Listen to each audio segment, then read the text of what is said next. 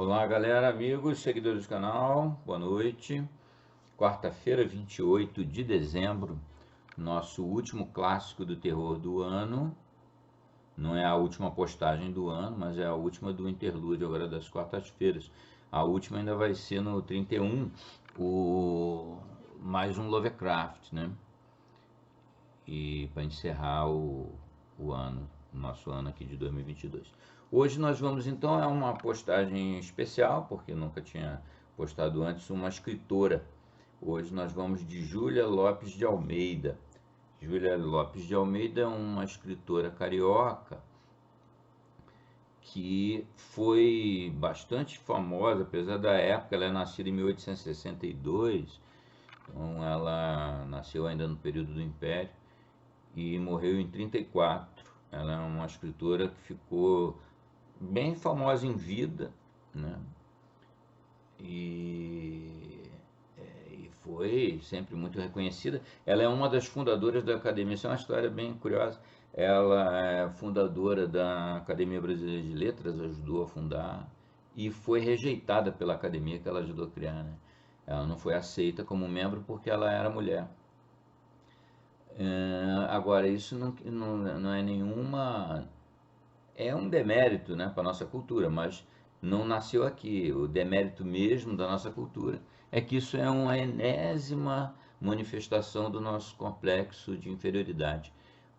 Na realidade, a Academia de Letras Brasileira foi moldada na Academia de Letras Francesa. E a Academia de Letras da França não aceitava mulher na época. E então foi copiado tudo, de bom e de ruim. E aí ela, apesar de ter sido ativa participante da criação da Academia Brasileira, ela não foi aceita. Inclusive um dos autores, um dos meus autores favoritos brasileiros, que é o João do Rio. O João do Rio, eu vou acabar narrando certamente, tem uns contos de terror dele que eu gosto muito. Vamos acabar chegando lá no João do Rio. Mas ele foi entrevistado uma vez e disse isso claramente. Na verdade, quem devia estar na Academia Brasileira de Letras, na minha cadeira, não era eu, era a Júlia Lopes de Almeida. Ela é indiscutivelmente uma grande escritora brasileira. Ela é o principal representante do que depois andou se, mais recentemente, classificando como gótico feminino, que tem uma meia dúzia de escritoras brasileiras que escrevem sobre o macabro, né? Sobre o horror. Curiosamente, tinha uma revista lá no século XIX, início do XX, chamava Jornal das Famílias, né? Que engraçado. Jornal das Famílias tinha um setorzinho lá especializado no macabro. E era um jornal para mulher, né, basicamente, uma revista. E ela então ela escreveu muito ali, ela e as outras escritoras, né? Algumas delas pode ser que a gente narre aqui também. Então ela é o que se chama do gótico feminino. É uma naturalista na realidade, né, na prática. E as histórias eu gosto muito. Ela escreveu vários contos, eles foram reunidos num livro chamado Ânsia Eterna, de 1903. Tem 30 e poucos contos da Júlia Lopes de Almeida, entre os quais tem esse que nós vamos narrar hoje, Os Porcos. Os Porcos é um conto repulsivo, vocês vão se horrorizar. Não é para isso que existe o horror, né? É para horrorizar. Esse conto é macabro, podem se preparar que ele é bem pesado. Os Porcos, da Júlia Lopes de Almeida. É muito bom, eu gosto bastante. Então vamos narrá-lo hoje. E no sábado, 31, último dia do ano, vamos a mais um passo na caminhada Lovecraft. Espero que vocês gostem. O templo, um dos meus favoritos, né? Até não está tendo essas visualizações todas. Eu acho que é porque foi no dia do Natal, né? Talvez as pessoas estejam fazendo outra coisa e não seja a melhor das datas para o terror, né? O dia a noite de Natal. Vamos ver se vai acontecer também no Réveillon. Mas tudo bem, faz parte. Depois o pessoal acaba assistindo. Mas então é isso aí. Hoje, Os Porcos, de 1903, parte da coletânea Ânsia Eterna, de Júlia Lopes de Almeida. Um abraço a todos, saudações, espero que gostem. Likes, comentários e compartilhamentos, por favor, para ajudar o canal a crescer. Até mais! Os Porcos, 1903, Júlia Lopes de Almeida, dedicado a Arthur Azevedo. Quando a cabocla Umbelina apareceu grávida, o pai moeu-a de surras, afirmando que daria o neto aos porcos para que o comessem. O caso não era novo, nem a espantou, e que ele havia de cumprir a promessa sabia-o bem. Ela mesma lembrava-se encontrar uma vez um braço de criança entre as flores douradas do abobral. Aquilo com certeza tinha sido obra do pai. Todo o tempo da gravidez pensou numa obsessão crudelíssima, torturante, naquele bracinho nu, solto, frio, resto de um banquete delicado que a torpe voracidade dos animais esquecera por cansaço e infartamento. Umbelina sentava-se horas inteiras na soleira da porta, alisando com um pente vermelho de celuloide o cabelo negro e corredio. Seguia assim preguiçosamente, com o olhar agudo e vagaroso, as linhas do horizonte, tugindo de fixar os porcos, aqueles porcos malditos que lhe rodeavam a casa desde a manhã até a noite. Via-os sempre ali, arrastando no barro os corpos imundos, de pelo ralo e banhas descaídas, com o olhar guloso, luzindo sobre a pálpebra mole e o ouvido encoberto pela orelha chata, no egoísmo brutal de encontrar em si toda a atenção.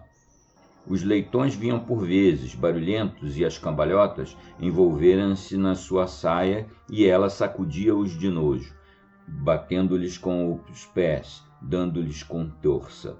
Os porcos não a temiam, andavam perto, fazendo desaparecer tudo diante da sofreguidão de seus focinhos rombudos e móveis, que iam e vinham grunhindo, babosos, hediondos, sujos de lama em que se deleitavam os alourados pelo pó de milho, que estava ali aos montes, flavescendo ao sol. Ah, os porcos eram um bom sumidouro para os vícios do caboclo. Umbelina execrava-os e ia passando de modo de acabar com o filho de uma maneira menos degradante e menos cruel. Guardar a criança, mas como? O seu olhar interrogava em vão o horizonte frouxelado de nuvens. O amante, filho do patrão, tinha-a posto de lado. Diziam até que ia casar com outra. Entretanto, achavam-na todos bonita, no seu tipo de índia, principalmente aos domingos, quando se enfeitava com as maravilhas vermelhas que lhe davam colorido à pele bronzeada e a vestiam toda com um cheiro doce e modesto. Eram 2 da madrugada quando Umbelina entreabriu um dia a porta da casa paterna e se esgueirou para o terreiro. Fazia luar. Todas as coisas tinham um brilho suavíssimo. A água do monjolo caía em gorgolhões soluçados, flanqueando o rancho de sapé e correndo depois em fio luminoso e trêmulo pela planície toda. Flores de gabiroba e de esponjeira brava punham lençóis de neve na extensa margem do córrego. Todas as ervas do mato cheiravam bem. Um galo cantava perto, outro respondia mais longe, e ainda outro e outro, até que as vozes dos últimos se contundiam na distância com os mais leves rumores noturnos. Umbelina afastou com a mão febril o xale que a envolvia e, descobrindo a cabeça, investigou com o olhar sinistro o céu profundo. Onde se esconderia o grande Deus, divinamente misericordioso, de quem o padre falava na missa do arraial, em termos que ela não atingia, mas a faziam estremecer? Ninguém pode fugir ao seu destino, diziam todos. Estaria então escrito que a sua sorte fosse essa que o pai lhe prometia, de matar a fome aos porcos com a carne de sua carne, o sangue do seu sangue? Essas coisas rolavam-lhe pelo espírito, indeterminadas e confusas. A raiva e o pavor do parto estrangulavam-na. Não queria bem ao filho, odiava nele o amor enganoso do homem que a seduzira. Matá-lo-ia, esmagá-lo-ia mesmo, mas lançá-lo aos porcos, isso nunca. E voltava-lhe à mente, num arrepio, aquele bracinho solto que ela tivera entre os dedos indiferentes na sua bestialidade de cabocla matuta. O céu estava limpo, azul, num céu de janeiro, quente, vestido de luz, com a sua estrela véspera enorme e diamantina, e a lua muito grande, muito forte, muito esplendorosa. A cabocla espreitou com o olho vivo para os lados da roça de milho, onde ao seu ouvido agudíssimo parecera sentir uma bulha cautelosa de pés humanos. Mas não veio ninguém, e ela, abrasada, arrancou o xale dos ombros e arrastou-o no chão, segurando-o com a mão que as dores do parto crestavam convulsivamente. O corpo mostrou-se disforme, mal resguardado por uma camisa de algodão e uma saia de chita. Pelos ombros estreitos agitavam-se as pontas do cabelo negro e luzidio. O ventre pesado, muito descaído, dificultava-lhe a marcha, que ela interrompia a miúde para respirar alto ou para agachar-se, contorcendo-se toda. A sua ideia era ir ter o filho na porta do amante, matá-lo ali, nos degraus de pedra que o pai havia de pisar de manhã quando descesse para o passeio costumado. Uma vingança doida e cruel aquela, que se fixara havia muito tempo no seu coração selvagem. A criança tremia-lhe no ventre, como se pressentisse que entraria na vida para entrar no túmulo, e ela apressava os passos nervosamente por sobre as folhas da trapoeraba maninha. E iam ver agora quem era a cabocla. Desprezavam-na, riam-se dela, deixavam-na à toa como um cão sem dono, pois que esperassem, e ruminava seu plano, receando esquecer alguma minúcia. Deixaria a criança viver alguns minutos, falaria mesmo chorar, para que o pai lá dentro, entre o conforto de seu colchão de paina, que ela desfiara cuidadosamente, lhe ouvisse os vagidos débeis e os guardasse sempre na memória, como um remorso. Ela estava perdida.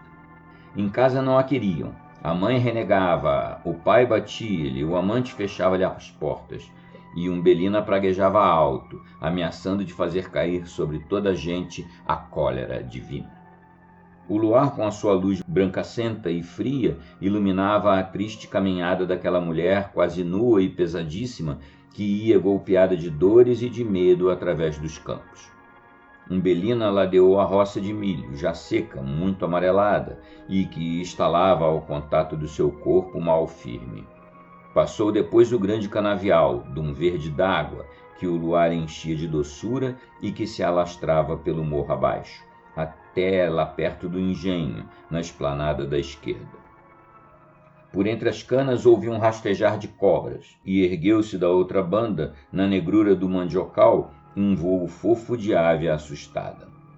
A cabocla benzeu-se e cortou direto pelo terreno mole do feijoal ainda novo, esmagando sob a sola dos pés curtos e trigueiros as folhinhas tenras da planta ainda sem flor.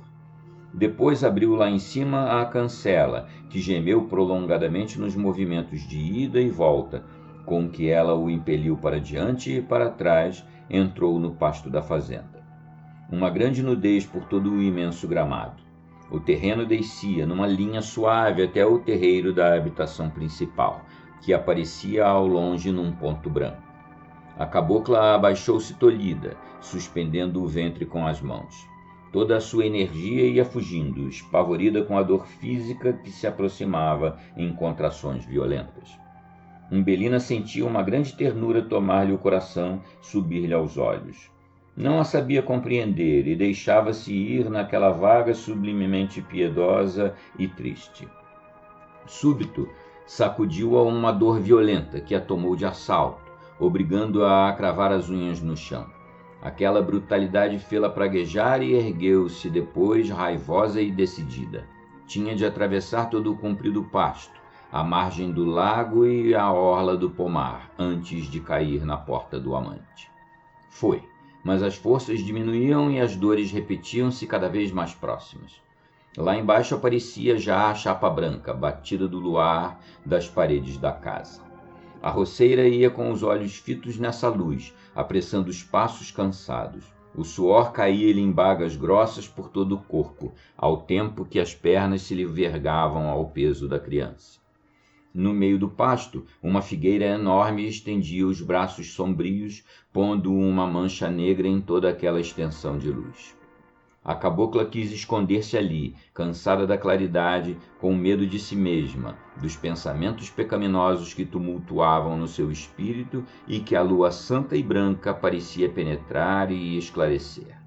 Ela alcançou a sombra com passadas vacilantes, mas os pés inchados e dormentes já não sentiam o terreno e tropeçavam nas raízes das árvores, muito estendidas e salientes no chão.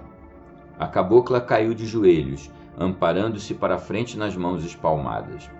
O choque foi rápido e as últimas dores do parto vieram tolhê-la. Quis reagir e ainda levantar-se, mas já não pôde, e furiosa descerrou os dentes, soltando os últimos e agudíssimos gritos da expulsão.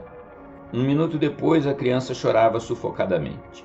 A cabocla então arrancou com os dentes o cordão da saia e, soerguendo o corpo, atou com firmeza o umbigo do filho e enrolou-o no xale sem olhar quase para ele, com medo de o amar. Com medo de o amar. No seu coração de selvagem desabrochava timidamente a flor da maternidade. Umbelina levantou-se a custo com o filho nos braços. O corpo esmagado de dores que parecia esgarçarem-lhe as carnes não obedecia à sua vontade. Lá embaixo, a mesma chapa de luz alvacenta acenava-lhe, chamando-a para a vingança ou para o amor. Julgava agora que se batesse aquelas janelas e chamasse o amante, ele viria, comovido e trêmulo, beijar o seu primeiro filho. Aventurou-se em passadas custosas a seguir o seu caminho, mas voltaram-lhe depressa as dores, e, sentindo-se esvair, sentou-se na grama para descansar. Descobriu então a meio o corpo do filho. Achou-o branco, achou-o bonito, e num impulso de amor beijou-o na boca. A criança moveu os lábios na sucção dos recém-nascidos e ela deu-lhe o peito. O pequenino puxava inutilmente, a cabocla não tinha alento, a cabeça pendia-lhe numa vertigem suave, veio-lhe depois outra dor, os braços abriram-se-lhe e ela caiu de costas. A lua sumia-se, e os primeiros alvores da aurora tingiram de um róseo dourado todo o horizonte. Em cima, o azul carregado da noite mudava para um violeta transparente, esbranquiçado e diáfano. Foi no meio daquela doce transformação da luz que Umbelina mal distinguiu um vulto negro que se aproximava lentamente, arrastando no chão as mamas pelancosas, com o rabo fino, arqueado sobre as ancas enormes, o pelo hirto e rompendo o ralo da pele escura e rugosa, e o olhar guloso, estupidamente fixo. Era uma porca. Umbelina sentiu-a grunhir. Viu confusamente os movimentos repetidos do seu focinho trombudo, gelatinoso, que se arregaçava, mostrando a dentuça amarelada e forte. Um sopro frio correu por todo o corpo da cabocla, e ela estremeceu ouvindo um gemido doloroso, dolorosíssimo, que se cravou no seu coração aflito. Era o filho. Quis erguer-se, apanhá-lo nos braços, defendê-lo, salvá-lo, mas continuava a esvair-se. Os olhos mal se abriam, os membros laços não tinham vigor, e o espírito mesmo perdia a noção de tudo. Entretanto, antes de morrer, ainda viu, vaga, indistintamente, o vulto negro e roliço da porca, que se afastava com um montão de carne pendurado nos dentes, destacando-se isolada e medonha naquela imensa vastidão cor-de-rosa. Fim.